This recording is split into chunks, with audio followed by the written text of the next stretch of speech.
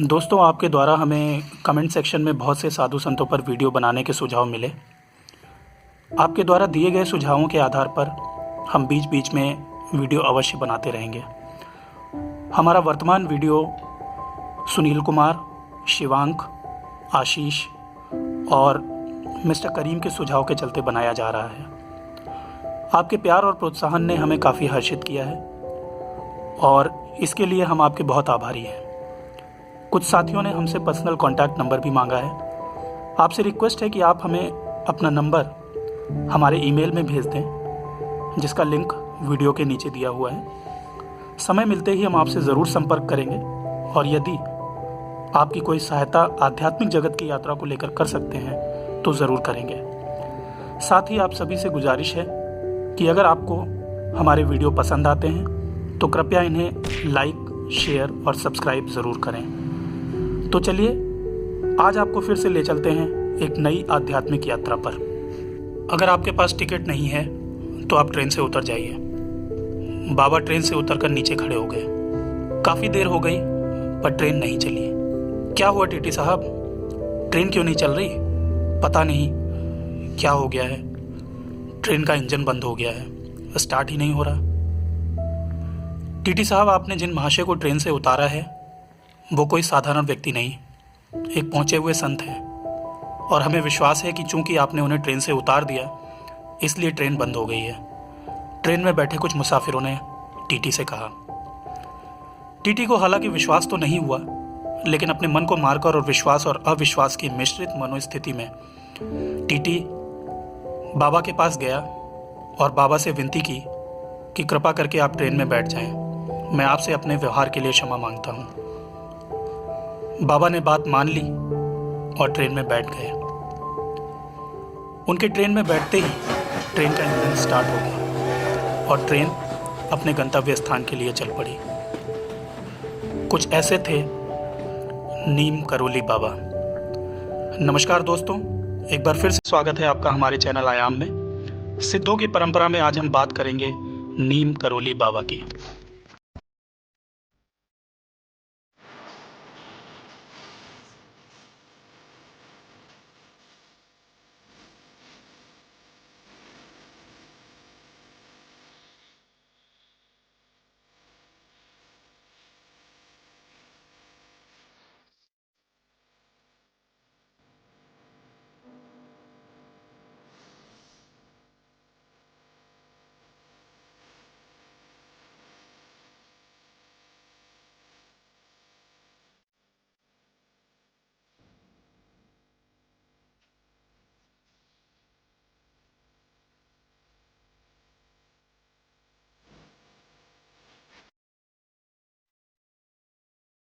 हनुमान जी के परम भक्त, बाल सुलभ स्वभाव, सर्वज्ञ, सर्वव्यापक बाबा की महानता को शब्दों में समेटने का कोई भी भौतिक पैमाना छोटा नजर आता है।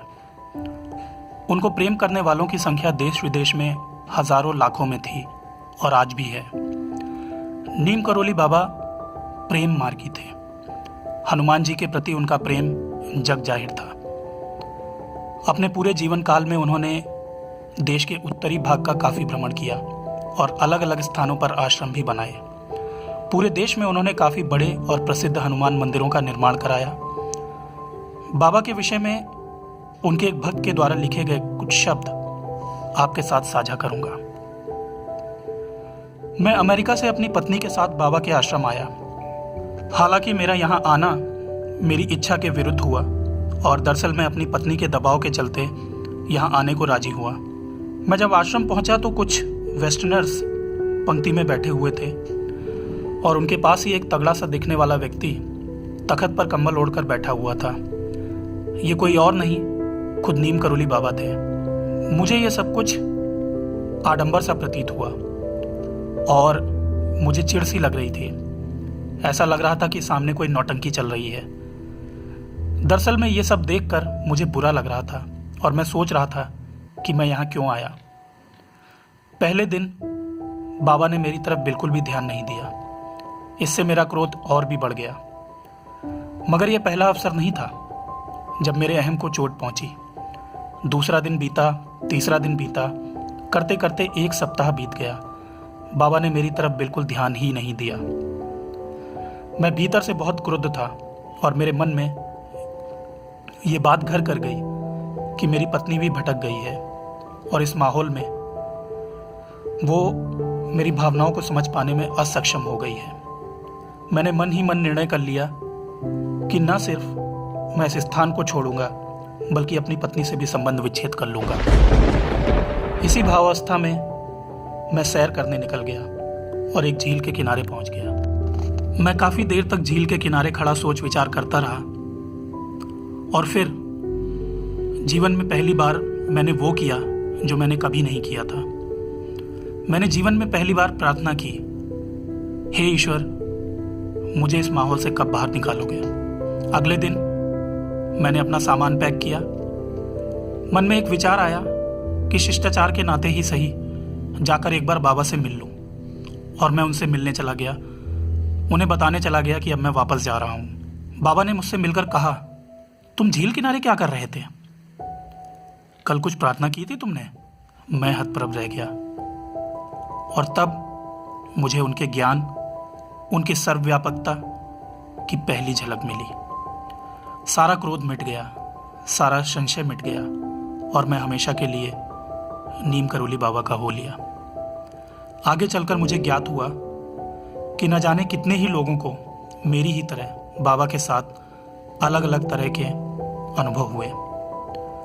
बाबा के साथ हुए एक अनुभव का वर्णन मैं बाबा के अन्य शिष्य के शब्दों के माध्यम से करूंगा। मैं बाबा के समक्ष बैठा हुआ था।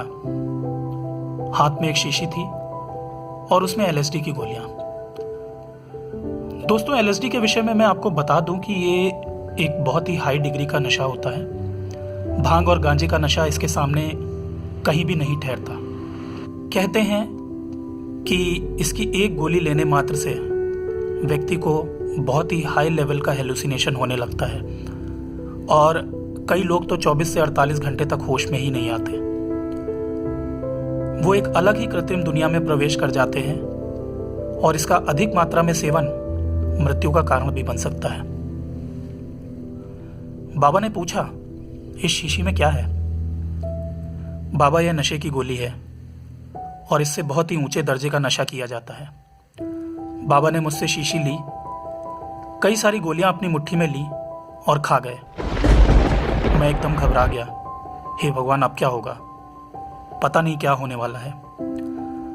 बाबा काफी देर तक अपनी साधारण अवस्था में बैठे रहे और फिर बोले, मजा नहीं आया। हम जो ईश्वरीय नशा करते हैं उसके सामने ये नशा कुछ भी नहीं है। इसलिए ईश्वर का नशा करो, ज्यादा मजा आएगा। इन छोटे मोटे नशों से सिर्फ थोड़ी देर की खुशी हासिल होगी। करना ही है तो सबसे बड़ा नशा करो। बाबा के एक अन्य भक्त ने बहुत बड़ा फंक्शन किया।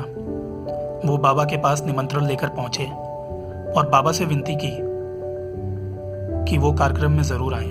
बाबा ने कहा, मैं जरूर आऊंगा। अगला दिन हुआ, फंक्शन हुआ। देर शाम तक बाबा नहीं पहुंचे। धीरे धीरे रात गहरा गई और बाबा नहीं आए। अगले दिन बाबा के शिष्य बाबा के पास पहुंचे और शिकायत भरे लहजे में कहा कि देर रात तक मैं आपका इंतजार करता रहा, मगर हामी भरने के बाद भी आप कार्यक्रम में नहीं पहुंचे। बाबा ने अपने शरीर से कंबल हटाया। बाबा की पीठ पर जले का निशान था। शिष्य ने पूछा कि बाबा, आपकी पीठ पर यह जलने का निशान कैसा? बाबा ने कहा, यह निशान तुमने मुझे दिया है। शिष्य ने पूछा, वो कैसे? उन्होंने कहा, तुम्हें याद है कि देर रात जब तुम मेरा इंतजार कर रहे थे तो भोजन की आस में एक कुत्ता तुम्हारे पास आया था और तुमने उसकी पीठ पर जलती हुई लकड़ी मारी थी। शिष्य को माजरा समझते देर न लगी और उसने बाबा के पैर पकड़ माफी मांगी। दोस्तों, संतों का जीवन ऐसा होता है कि उन्हें सिर्फ चंद शब्दों में समेटा जाना या समेट पाना किसी के लिए भी असंभव है। हमारा प्रयास सिर्फ इतना ही रहता है, साधु संतों पर वीडियो बनाकर, कि आप खुद उनके बारे में रिसर्च करें, उनके जीवन को समझें और जितने भी साधु संत आपकी नज़र में आते हैं उनमें से किसी का भी जीवन यदि आपको आध्यात्मिक रूप से प्रभावित कर देता है और आपकी आध्यात्मिक यात्रा प्रारंभ हो जाती है या और गहरी हो जाती है, तो ये बहुत ही खुशी का विषय होगा। दोस्तों, अंत में इतना ही कहूँगा कि हो सके तो हर किसी में परमात्मा की झलक प्राप्त करने की चेष्टा करें, क्योंकि पता नहीं जीवन में कब और किस रूप में ईश्वर का पदार्पण हो जाए और वो आपका संपूर्ण जीवन प्रभावित एवं परिवर्तित कर दे। महाशक्ति आपकी रक्षा करें, आपकी आध्यात्मिक उन्नति हो, यही मेरी ईश्वर से प्रार्थना है। बहुत बहुत धन्यवाद।